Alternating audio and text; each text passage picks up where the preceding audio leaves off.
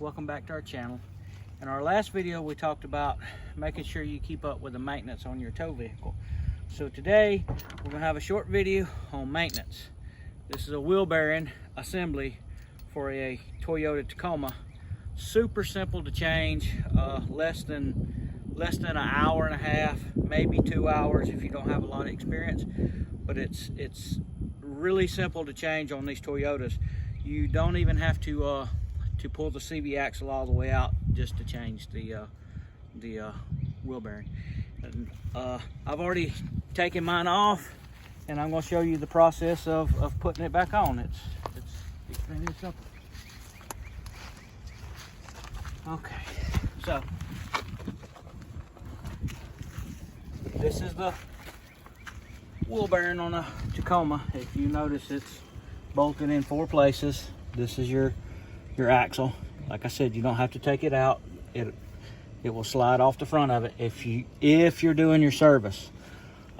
This is the second time I've changed this wheel axle. Always make sure that this surface right here is completely clean before I put the new one on.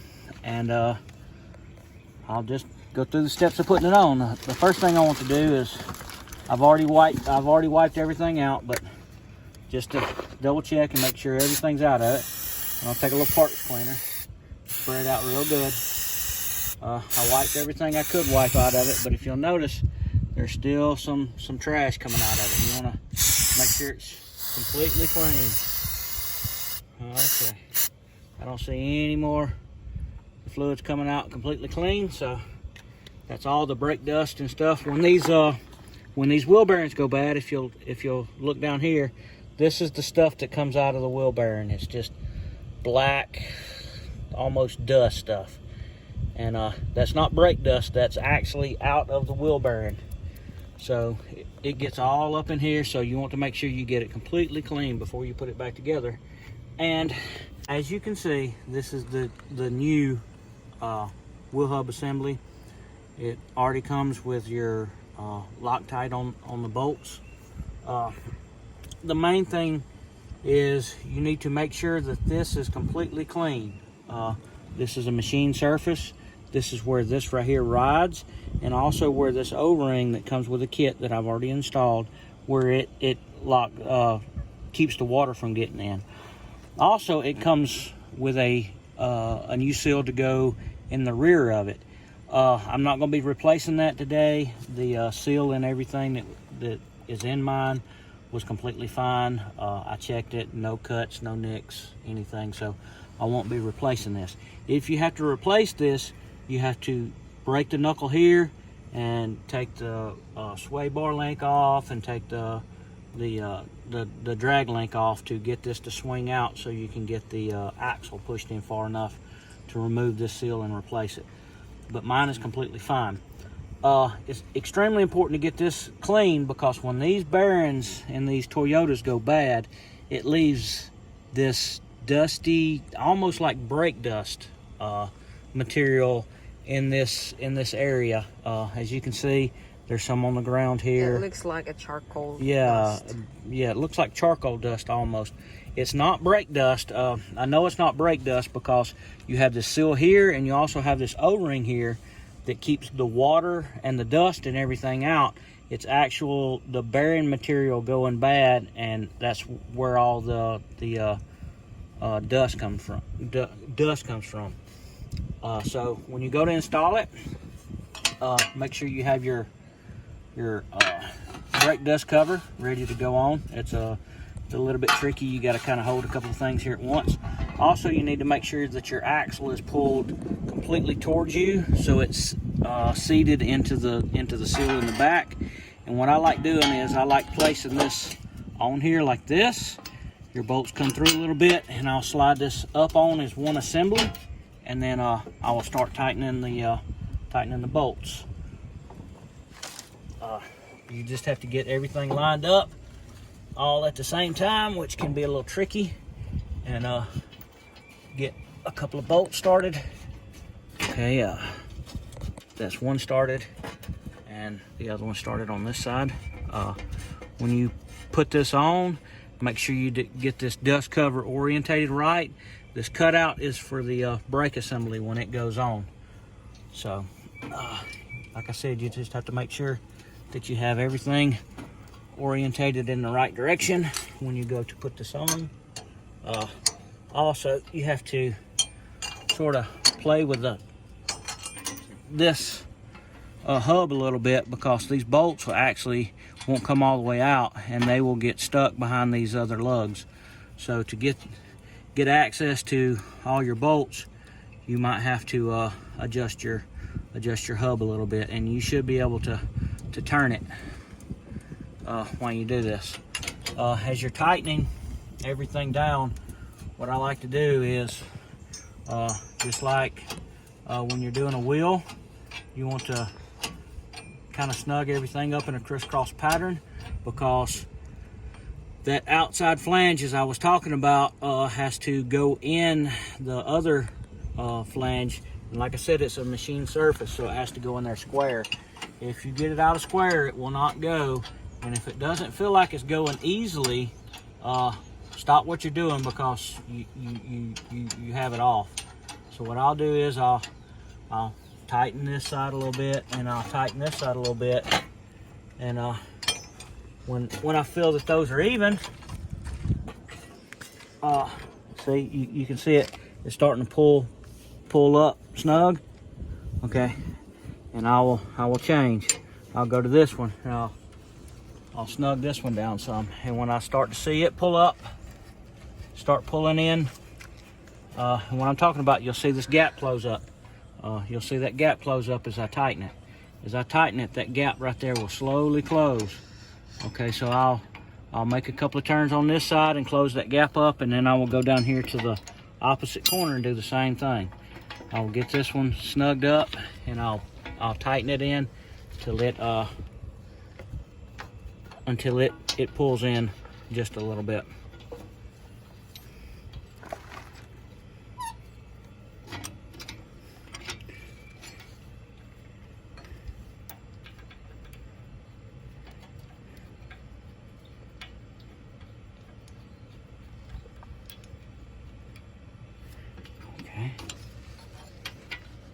This one's okay. You can see it starting to pull in a little bit on this side.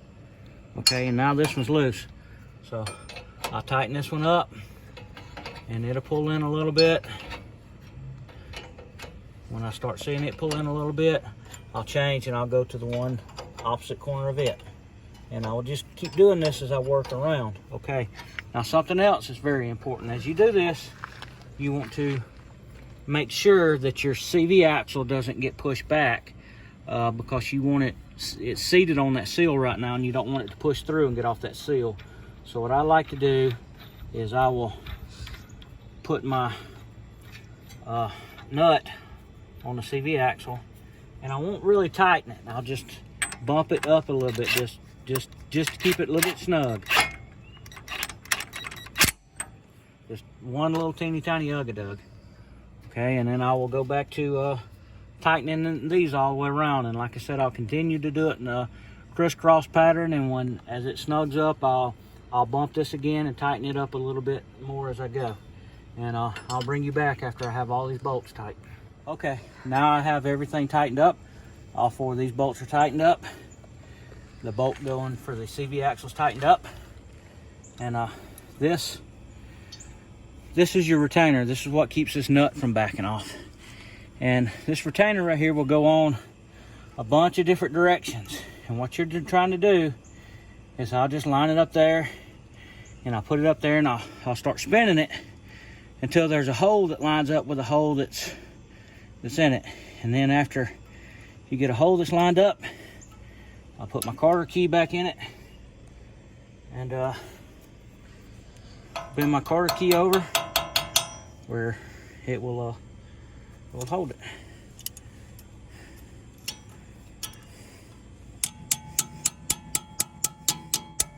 It's a little pain in the butt to get to this Carter key where it's at because of this lip right here. You can't directly hit it, so you have to grab it with a pair of pliers or something to get it to tap up and through.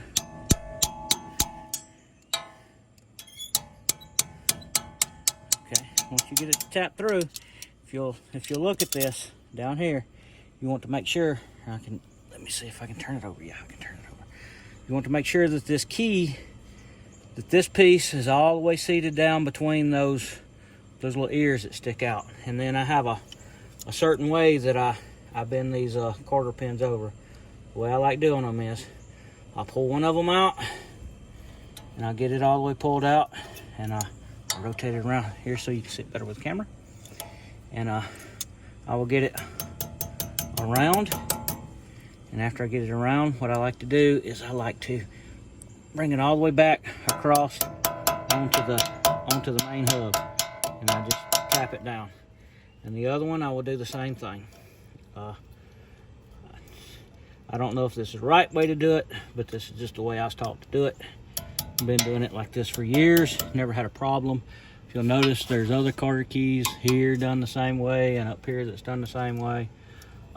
This is just the way my dad taught me to do it. So until I get a good reason otherwise, this is the way I'm going to continue to do it.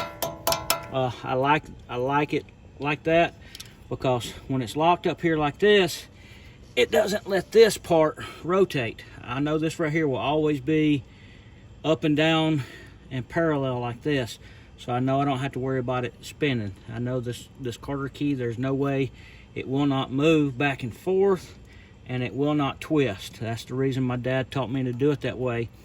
That way the Carter key doesn't wiggle around in there and eventually wear itself in half or anything. This completely locks the Carter key where it cannot spin at all. Okay. Also on my Toyota, I run spacers. Have a lift and bigger tires and everything. It's real important that if you do run spacers, that you run wheel concentric spacers. And what I mean by that is this is the surface the rim is actually supposed to ride on. This is the surface that keeps the rim perfectly aligned. Okay, a good wheel spacer will have that surface on it, which I need to clean up before I put it on there. And then also on the front side, if you'll notice, it has this lip here. This lip here coincides with this lip here exactly. So when I put the rim back on it, it will center the rim just like it would be if it was mounted directly to this hub. So it's very important that when you run wheel spacers, that you run a good quality set of wheel spacers. And I'll get this cleaned up, and I'll bring you back for the next part.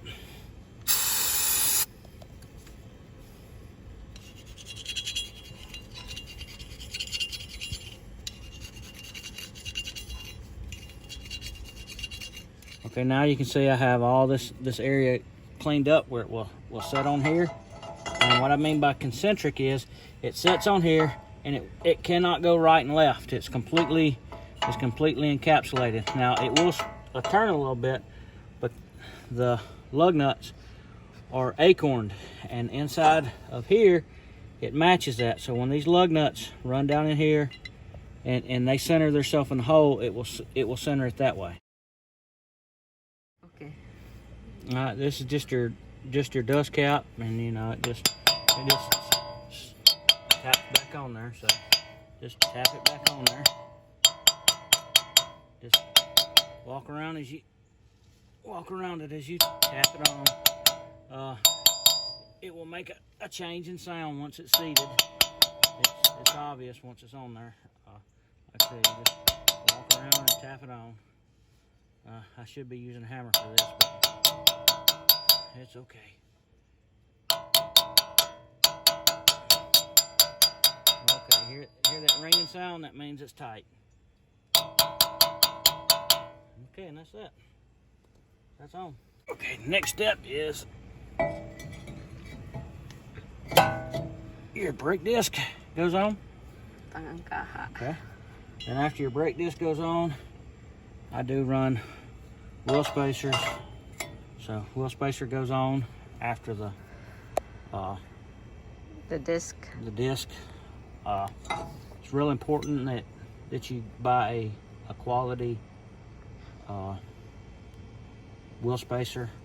The wheel actually rides on this machine surface here when you put it on. and you want to make sure it's a concentric wheel spacer. That will ride on this, and then the rim will ride on this, just like it would if it was directly mounted to the hub assembly. I just noticed there's a little trash on this, so I want to get that trash off of it, to make sure that everything's seated good. Make sure this is new, so it shouldn't have any trash on it. Make sure the back of this is nice and smooth. I've hit it with a wire wheel, got all the rust off of it already, and it just simply sets up there, goes all the way on. Wheel spacer goes on behind that, or on top of that, and then the nuts go in. I'm not tightening them yet. I'm just running them in with a, I'm not even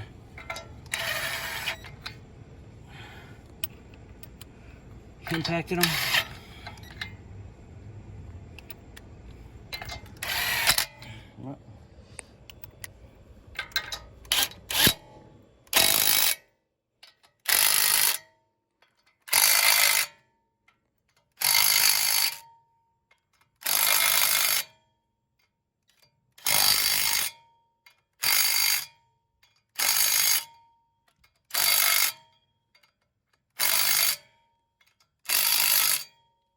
From this point, you know, it's just like you would if a basic brake job. My brakes are good. I'll show you. Where's my little screwdriver? This little groove right here is your wear indicator for your brakes. As you see, I still have plenty of brakes, so I'm not going to worry about doing that today. I am going to have to compress these brakes to give myself room to put the shoes back on. So what I'll do is I'll take and I'll stick something in them, and what I like to do is I'll just give this a twist and compress those calipers. Okay, if you see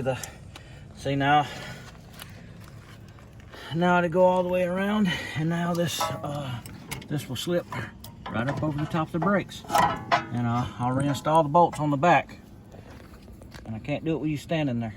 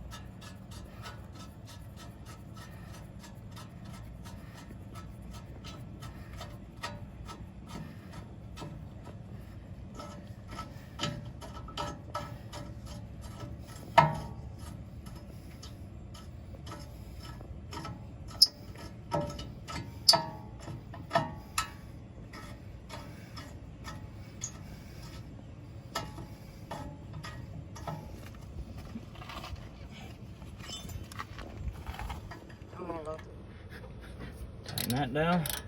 Want it to be real tight, just good and snug. Make sure you put your wire back in the keeper up top.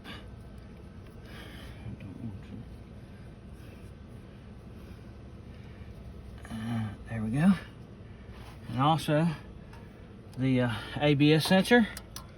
You want to bring it around, put it back in this little clip where it goes over the top of the axle. Snap that down. Don't want to snap, so I'll help it snap. I need two. Okay, that snaps in. Okay, I have not installed the speed sensor. This is the speed sensor, ABS sensor. Very important that you remove this while you're installing and removing the old wheel bearing. What this does is there's a little magnet in here, and there's inside the wheel bearing there's a little co inside and little teeth, and as the teeth goes by this magnet, it tells the computer how fast this tire is turning, and that's how the ABS works out if this tire is locked up or not when you apply the brakes for the ABS. So if you don't reinstall the sensor or you damage the sensor while you're doing it, your ABS system will not work. So be very careful with this. Also, it has a little O-ring on it, as you can see right here. Make sure that this little O-ring's in good shape when you install it, and it just simply goes in a hole right down here, as you can see. Can you see that?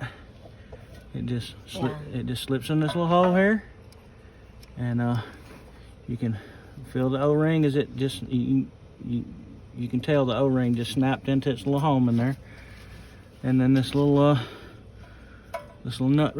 bolt retains it.